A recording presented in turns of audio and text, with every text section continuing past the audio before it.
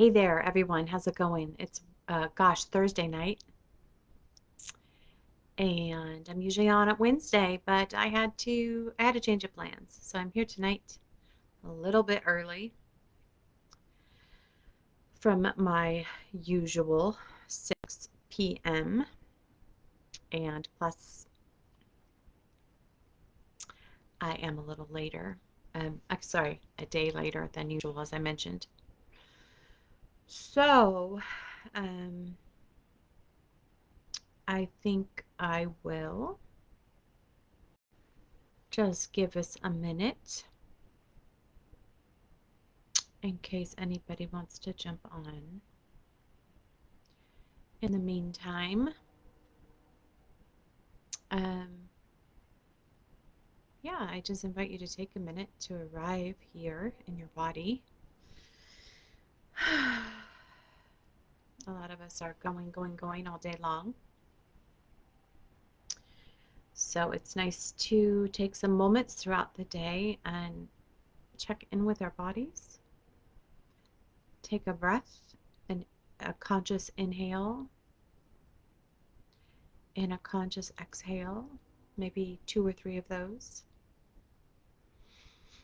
And just feel into your body, a felt sense of being here and now in this moment.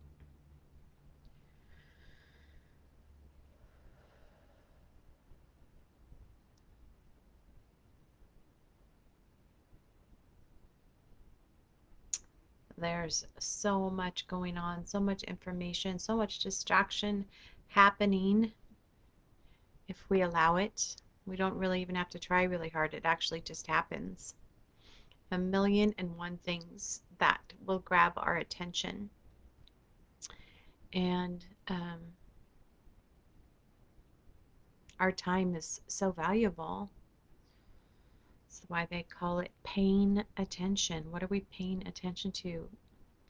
Whether on purpose or letting ourselves get distracted scrolling through social media or whatever it is.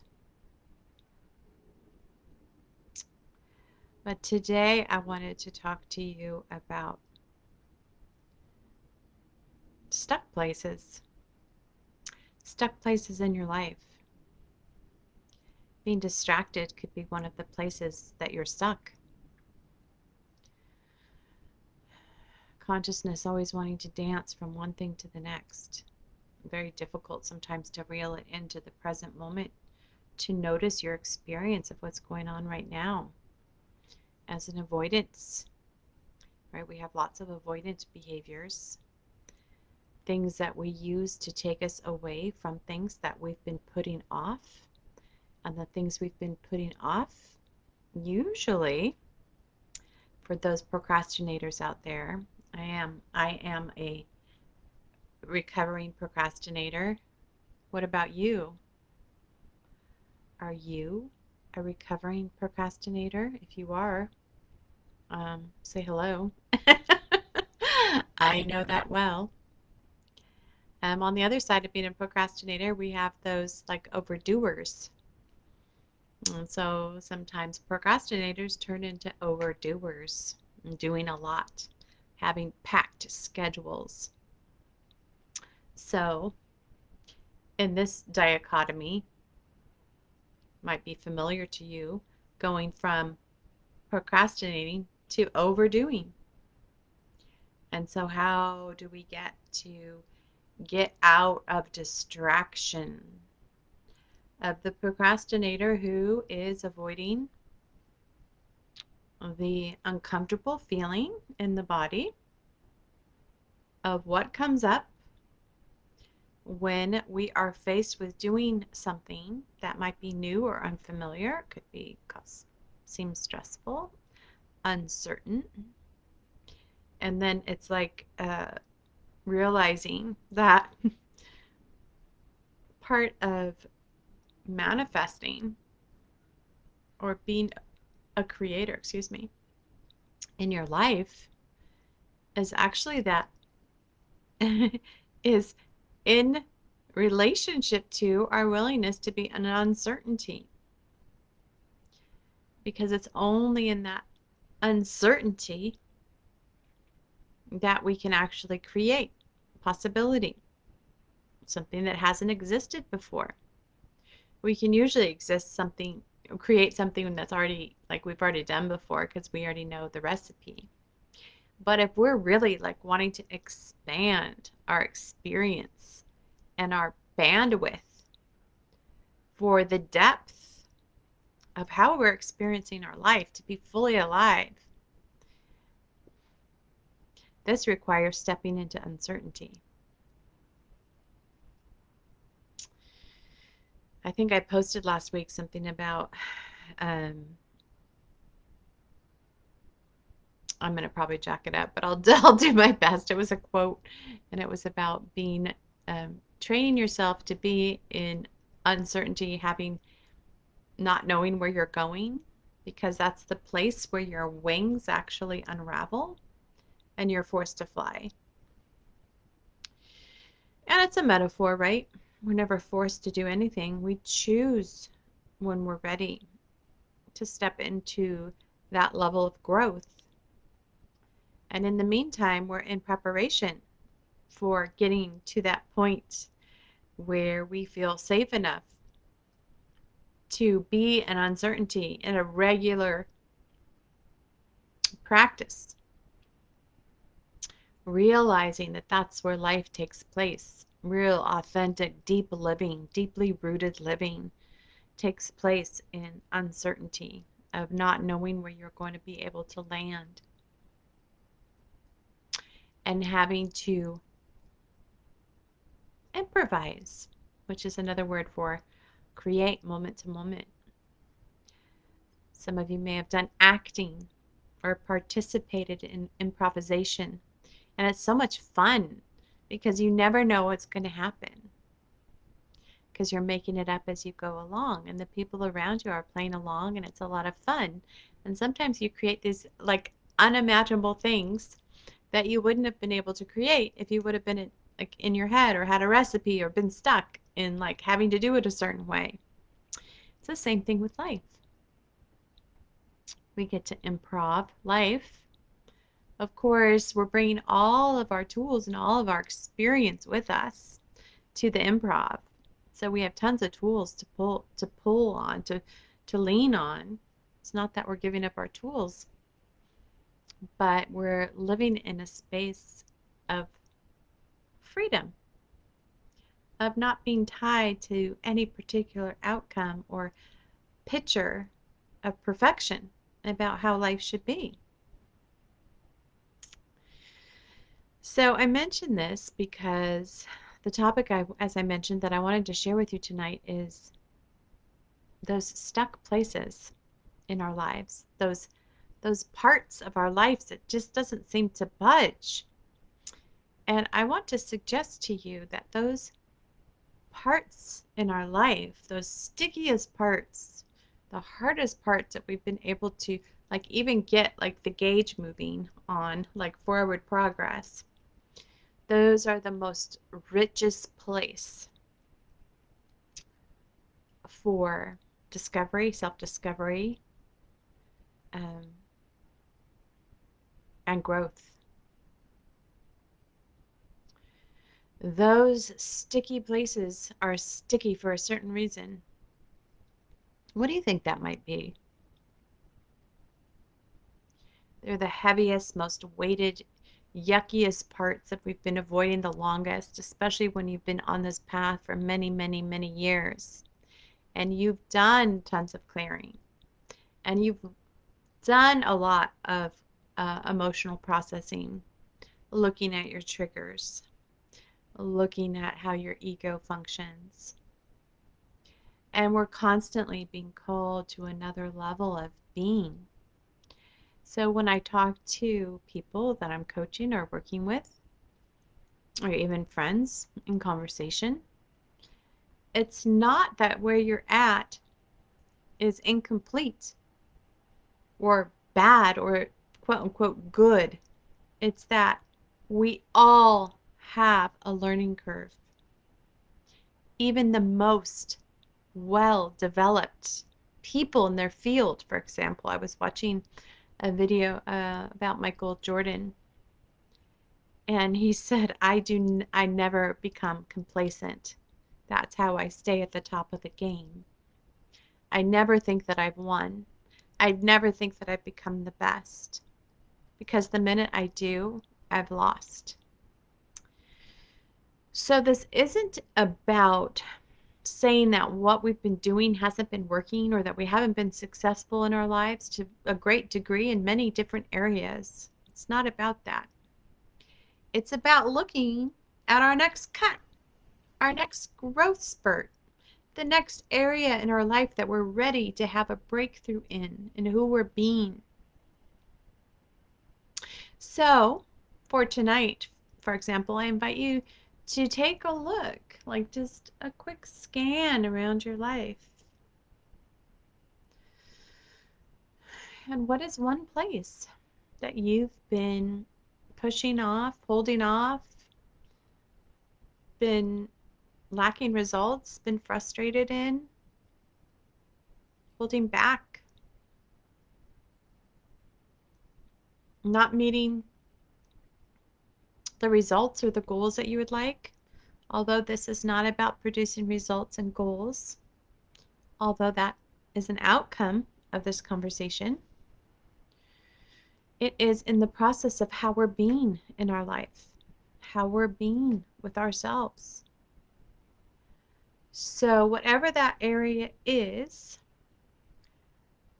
right? I can think about 3 right now for myself personally, areas that I'm really committed to growth. One of those areas I'm going to share with you, and if you are listening to this either now on the live or on the replay, I invite you to put in the chat, the comments, what's one area of your life that you're ready to have a breakthrough in, that you're ready to experience something new and something different, something exhilarating, something that represents a passion that you have or the passion that you are. So, right now I'm working on um, my relationship to my body in regards to my physical fitness. And I realize that there's some of the stickiest parts in my life are around my body and how I relate to my body.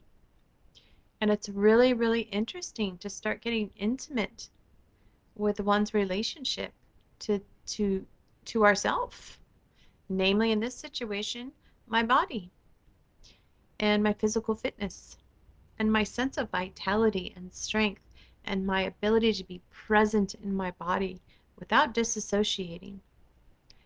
And this might sound strange considering um, for those who know me and for those that might be here listening to this for the first time as a integrative healing coach, as an avid meditator for over 22 years, as a yoga practitioner for 22 years, as an energy healer, as a mindfulness teacher. All of these things, all of these practices, all of these tools have taught me to become more, I should say, increasingly aware of my relationship to myself in ways that I didn't even notice. And that might sound funny because it's like, how could you not notice your own relationship to yourself? How could you not notice your own relationship to your body? And my answer to that is because avoidance of pain. We have, as a culture, huge pain around the self and what that involves, which is being in a body, whether that's female or male, whether that's non-binary. It's like almost like that reaction to the limitations of these and the pain related to these two oppositions for our humanity and the restrictions of those roles about how we get to show up. It's almost like a consciousness backlash to, I will not be restricted to these feminine gender roles. Same thing with the masculine. I will not be restricted to these masculine gender roles, how I'm defined, how I'm valued, how I'm considered, you know, a worthy um, as a good uh, representation of that gender. Like one woman represents all women and vice versa. So it's almost like like this, our humanity's too big to fit into gender or be restricted to gender. And that's just one example, right? Of the pain caused in relationship to our own body. There's huge body shaming movements going on, sex shaming, you name it, right? Being um, judged constantly for how we show up, what our expression is, so much so is it ends up stomping out our free flow of creativity, joy, self-expression, passion, and a connection to ourselves because we got it from a young age. We're taught to disconnect from those parts that the people around us deem as unacceptable, unworthy. And gender plays a role in that. Many other things play a role in that, which I won't go into tonight. But we have tons of cultural conditioning about what it means to be a good person. And so, this particular area for me, whatever it is for you, I invite you to think about what is a stuck place in your life. And for me, I've chose my body and my relationship in particular to my physical fitness, and that stuck part that has kept me like out of my body, like not wanting to think about my body, not wanting to have to exercise, even though when I exercise, and I have exercised for most of my life, that there's a level of disconnect of like I'm doing the yoga poses, for example, but there's part of me that's disassociating, like it doesn't want to be there. It's like, what is that? That's the interesting part. That's the part that has the biggest um, power behind it. Because usually it's not just a cognitive story, it's rarely a cognitive story in that we're conscious of it. It is largely an unconscious response embedded in our nervous system as an adaptive stress response. And if it's always been there for as long as you can remember, because a lot of these responses are put into place by the time we're 7 years old, between the ages of 0 and 7, and then we forget about it because it's just the way it's always been. And so we don't have anything else to compare it to. There's no other internal experience that we have available to compare our experience to. And so this level of checking out of our body, I call disassociation. It's an energetic exiting, not wanting to be present to the experience of what's happening in the body. And this happens to a lot of people who have suffered trauma, whether it's sexual, physical, emotional. And we all have, because we're human and we live in human bodies. So there are times, especially, if you're a highly sensitive person or highly empathic, and even if you're not, you don't identify that way, Uh, there are different experiences that are so shocking to our nervous system that we get taken out of our body. And then once that happens, it's almost like a blueprint, especially when it happens young. And there's a strong emotion attached to it. It's like a groove in our nervous system, a groove in the, like if you're walking across the lawn every day in the same place, you start to wear a path in that lawn. That's a neural pathway. And once that neural pathway gets put into place, we have a tendency, like our biochemical tendency is to continue to identify with that neurochemical path and that neural pathway, whether we like it or not. So what I've been noticing recently, it's not just when, like, say I'm doing yoga, like I can go through a whole I can go through a yoga class and not be present. And so that's why there's that focus, like bringing your attention back to your breath, because you cannot pay attention to your breath and not be present because it's happening in present moment. Breathing happens in present moment. That's the power of yoga and the power of the focus on the breath. It's a tool for self-regulation, for rewiring the nervous system.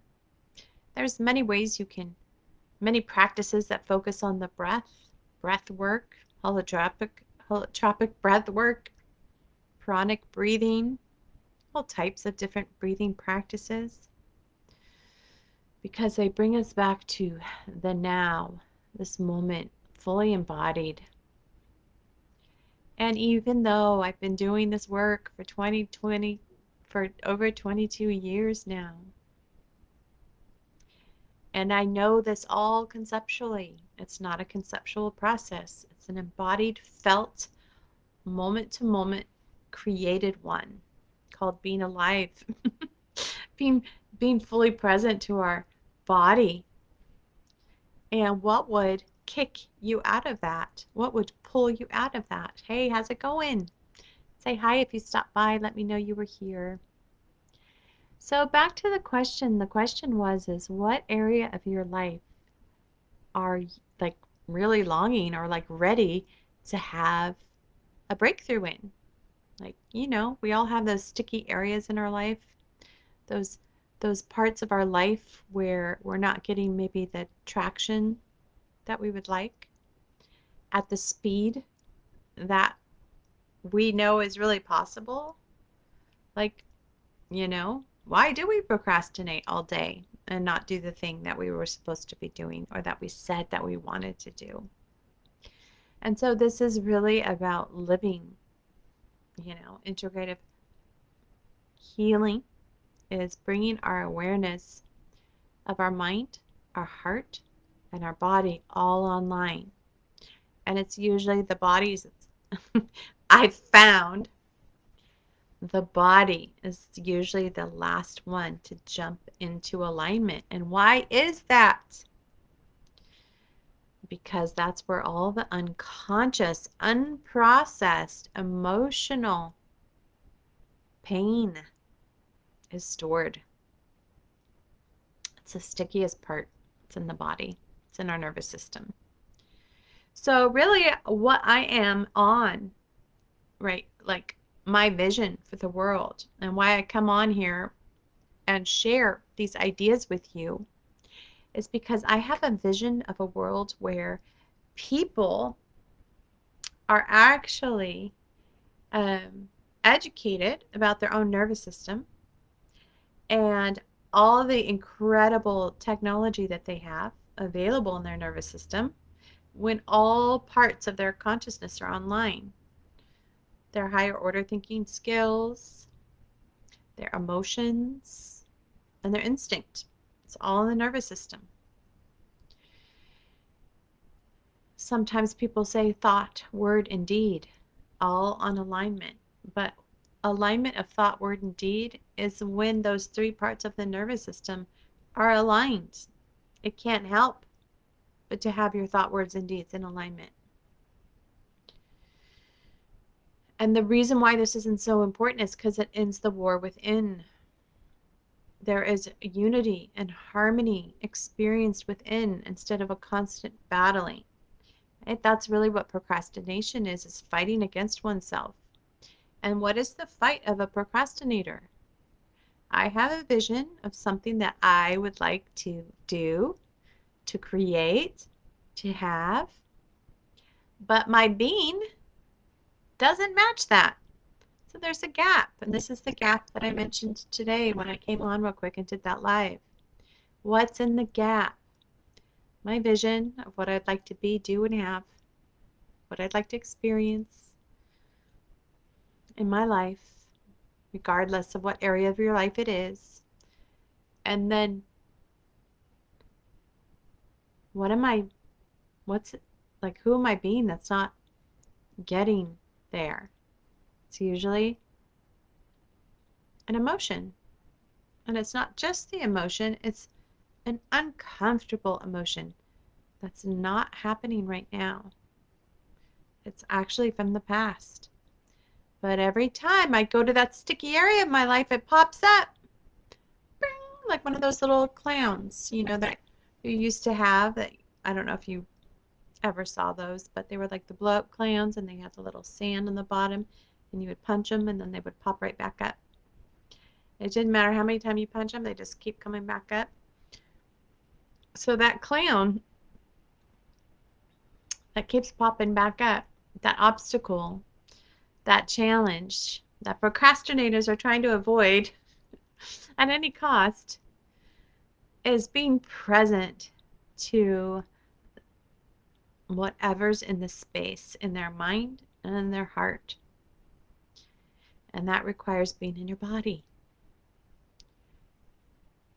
And that's where most resistance is, because we have these survival patterns of disassociation, avoidant behaviors that are distracting us, because the ego or the mind doesn't know,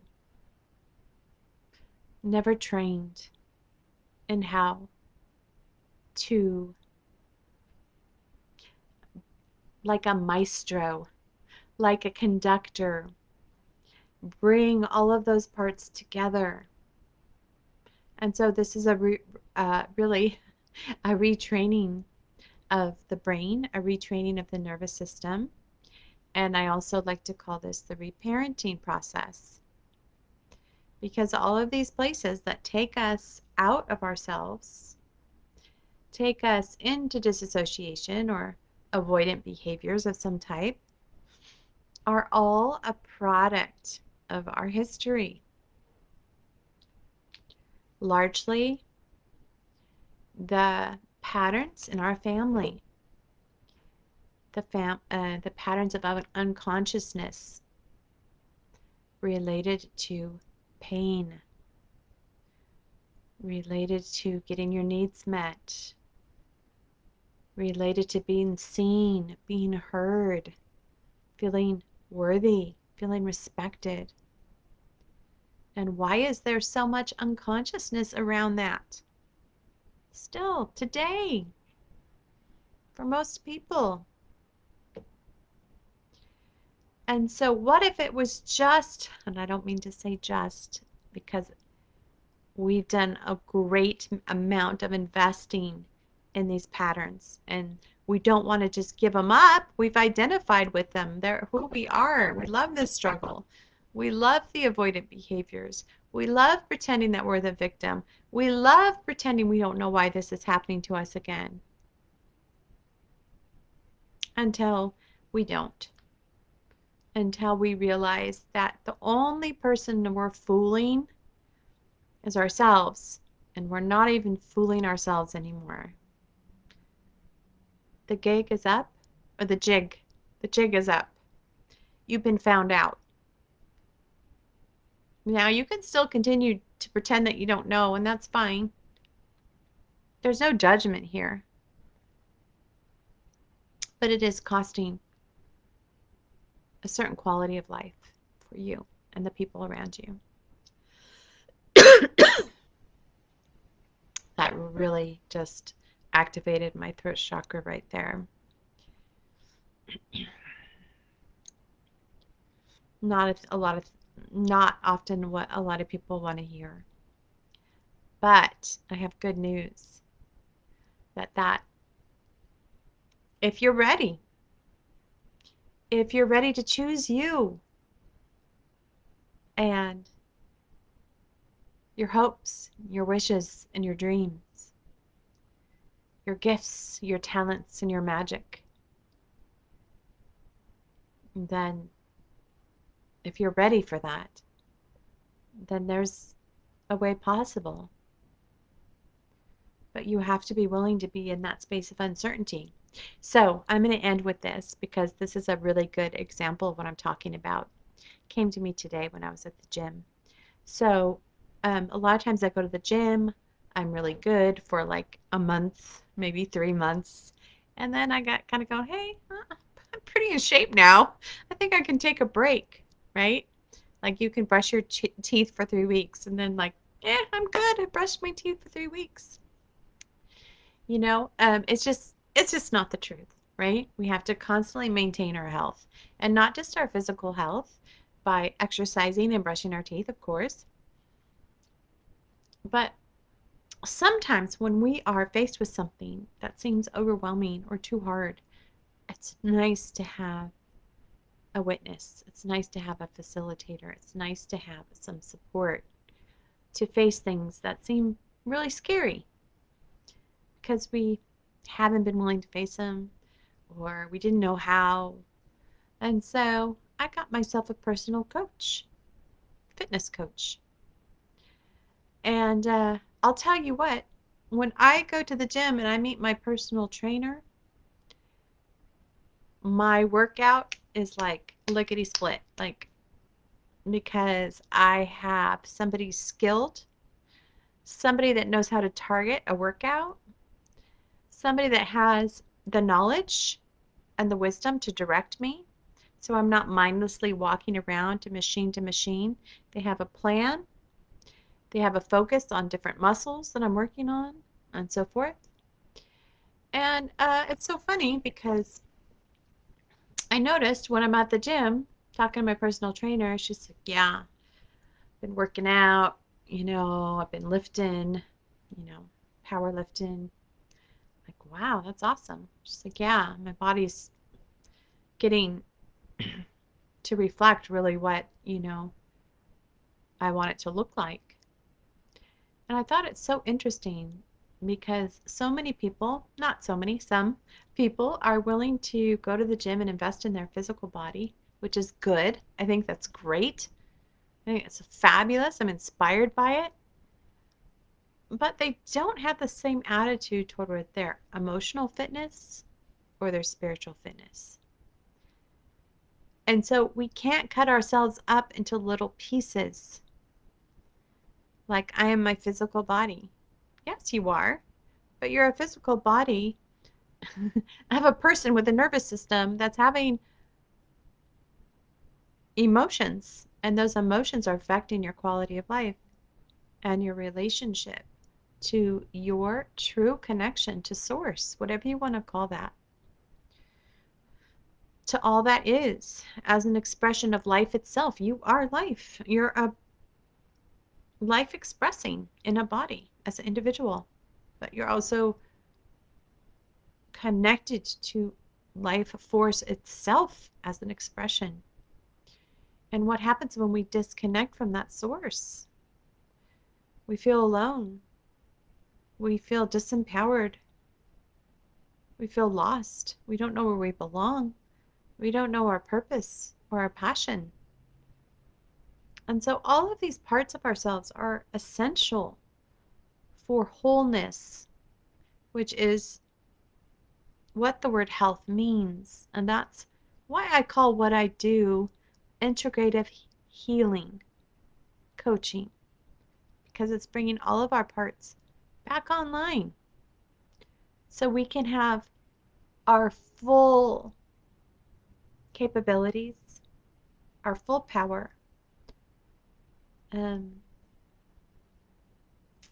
And it takes all of us, all dynamics, all dimensions of ourselves to fully